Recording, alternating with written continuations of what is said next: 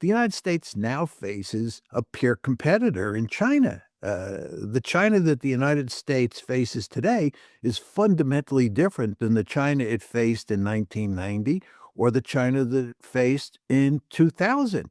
And therefore, the United States has to deal differently with China today than it has in the past. And again, I think most American policymakers and policy analysts and pundits haven't really come to terms with that. They're just limits to what we can do. We meaning the United States. And really, it's not just the United States, it's the United States and the West. So this is the world that we're in today is just fundamentally different than the world that most people who are in the policy process these days came of age in. Well, realists tend to differ a bit on what order is most stable.